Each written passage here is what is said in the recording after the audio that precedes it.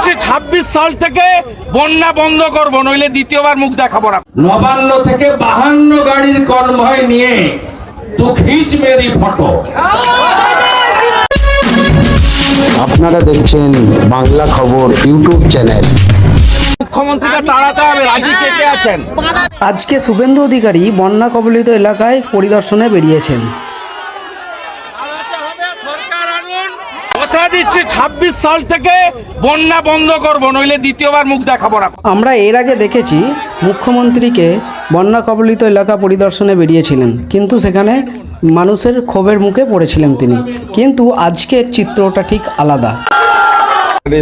সাংবাদিক সম্মেলনে বলেছি ডিভিআরসিসি, সেই তাতে রাজ্য সরকারের, পশ্চিমবঙ্গ রাজ্য সরকারের প্রতিনিধি আছে, এবং যেটা হাই লেভেল টিম তাতে সচিব ইরিগেশন দপ্তর আছেন, আর যে hour to hour, minute to minute মানে ঘন্টা প্রতিদিন যেটা মনিটরিং হয় জুন মাস থেকে 30 সেপ্টেম্বর পর্যন্ত, এই পিরিয়ডে মনসুনের পিরিয়ডটাতে, এই সময়ে ওখানে যে টাস্ক ফোর্স আছে তাতে মেম্বার হচ্ছে irrigation and waterways department, government of West Bengal, chief engineer 1। Written consent নিয়ে এগুলো হয়েছে। তারপরে ড্যামটা তো যাতে না ভেঙে যায় করতে হবে। আপনি পশ্চিমবাংলাকে আমি আপনাকে বলছি, আমি আপনাকে বলছি আপনি বাঁচাবেন যে কংসাবতী ড্যাম থেকে জল ছেড়েছে কে? রাজ্য। ডিবিসির তো কোনো রোল নেই। আপনি জল ছেড়েছেন কেন? আপনি জল ছেড়েছেন কেন? মেসেঞ্জার থেকে আপনি জল ছেড়েছেন কেন? পাঞ্চেত আর মাইথন ডিবিসি থেকে ছেড়েছে। আর কোথাও তো বাঁধের উপর দিয়ে ফ্লো হয়নি। বাঁধগুলো ভাঙলো কেন? বাঁধগুলোতে এত ঘোগ, রিপেয়ারিং হয়নি কেন? এই উত্তর কাকে? রাজ্য সরকারকে দিতে হবে। যদি বাঁধের উপরে ওভারফ্লো হতো তাহলে ডিবিসির অতিরিক্ত জল নিশ্চিতভাবে একটা ফ্যাক্টর, কিন্তু এখানে বাঁধগুলোই ভেঙেছে। বাঁধগুলো সব কমজোর বাঁধ। তার কারণ হচ্ছে 2022 সাল থেকে কোনো বাঁধ রক্ষণাবেক্ষণ হয়নি।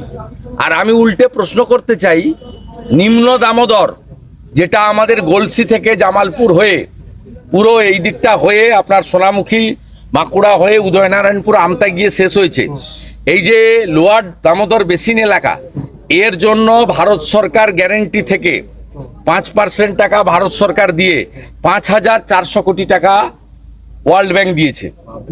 তার 4000 কোটি টাকায় খাল খনন, নিকাশি খাল, আরামবাগ খাল থেকে শুরু করে, আরামবাগ ক্যানেল থেকে শুরু করে মুন্ডেশ্বরী এবং লোয়ার দামোদর বেসিন এলাকা পুরো খনন কার্য করেছে গত 3 বছরে। 4000 কোটি টাকা ইউটিলাইজেশন দেখিয়েছে এই সরকার। টাকাগুলো কোথায় গেল? আপনারা এখন অবধি কি কি সরকারি ত্রাণ পেয়েছেন? আমরা এখন কিছু পাইনি। আমাদেরকে বাঁধের গায়ে পাস করে আছি। আমাদের সেখানে জলের জন্য খাওয়ার আমি সরকারি বলছি, বিমান ঘোষ এমএলএ বা বিজেপি বা আমরাও অনেক ত্রাণ পাঠিয়েছি। আজকের চিত্রটা অন্যরকম।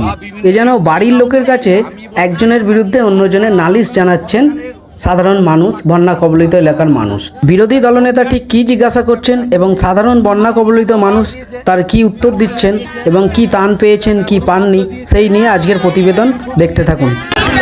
ব্লিচিং ফিনাইল দিয়েছে, পানীয় জলের পাউচ, সব নলকূপ ডুবে গেছে, পুকুর সব ডুবে গেছে। আপনাদের কিচ্ছু দেয়নি। রান্না করা খাবার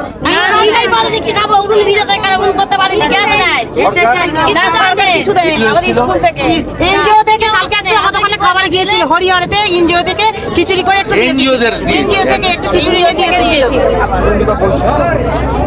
আমরা খুবই কষ্ট আছে, বাচ্চা ছেলে। পুলিশের পক্ষ থেকে কিছু যায়নি, বিডিও অফিস থেকে যায়নি, থানা থেকে কিছু যায়নি। তার মানে পশ্চিমবঙ্গে সরকার নাই, তাই তো? আমি আজকে পরশুরা আমি এলাম।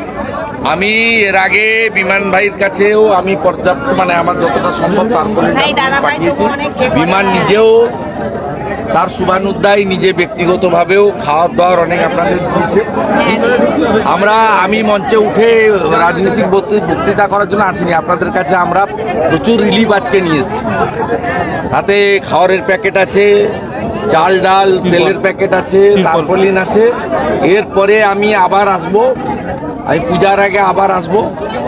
আমি আবার আগামী সপ্তাহে আবার খানাকুল পরশুরাতে আমি আসব, কারণ আমি ছবি তোলার লোক নই।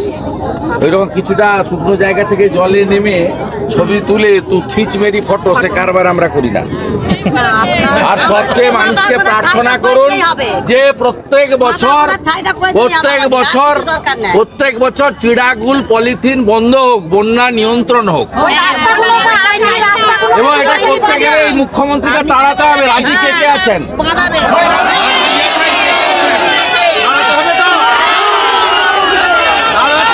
সরকার আনুন, কথা দিচ্ছি 26 সাল থেকে বন্যা বন্ধ করবো, নইলে দ্বিতীয়বার মুখ দেখাবো না, কথা দিয়ে। আপনারা দেখলেন শুভেন্দু অধিকারী নিজ হাতে ত্রাণ বিলি করছেন এবং বন্যা কবলিত এলাকায় সকলকে ত্রাণ দিয়ে যাচ্ছেন। খাবারের প্যাকেট এখানে আছে, 3 দিনের রেশন আছে, চাল ডাল তেল, আরেকটাতে মুড়ি চানাচুর বিস্কুট ইত্যাদি আছে, আরেকটাতে আমাদের চিড়ে গুড় বিস্কুট আছে, আরেকটাতে বেবি ফুড আছে, আমাদের পাউডার দুধ এবং চিনি বাচ্চাদের জন্য। আপনারা এখানে যারা পার্থবাবু আছেন, পার্থবাবু আছেন, আপনারা প্রত্যেক, এখানে সংখ্যা অনেক কম আছে, আমাদের মাল অনেক বেশি আছে। বাকি মালগুলো আমাদের ডিঙ্গি করে ভিতরে আমাদের নেতৃত্বরা পৌঁছে দেবে। বিমান ঘোষ দায়িত্বে আছে, আমি গোপীনাথপুর যাবো, অনেকটা ভিতরে, 20 কিলোমিটার ভিতরে রাধাবল্লভপুর যাব। আমি আবার এখান দিয়ে পরে ফিরবো, এবং এটা আমরা 3-4 দিন ধরে করছি, এটা চলবে। আমি পরের সপ্তাহে আবার আসবো, পরের সপ্তাহে আমি আসবো। প্রত্যেকটা পরিবার যারা এফেক্টেড হয়েছে তাদের পাশে ভারতীয় জনতা পার্টি আছে, নরেন্দ্র মোদীজির সৈনিকরা আছে। একটাও বন্যা পীড়িত, সে যে দলেরই হোক, যে মতেরই হোক, যে ধর্মের হোক, যে বর্ণের হোক, যে সম্প্রদায়ের হোক, তার জন্য মমতা ব্যানার্জি করেনি, করবে না, আমরা করব, আমরা করব। আর শুকনো জল নেমে যাওয়ার পরে বিডিও অফিসে এসে আমি তালা লাগাবো। মালগুলো, টাকাগুলো গেছে কোথায় জানতে চাই আমি, টাকাগুলো গেছে কোথায়, এই চোরেরা কিভাবে টাকা খেয়েছে, কত টাকা খেয়েছে আমরা জানতে চাইব। ঠিক আছে, বাকিটা আপনারা করুন।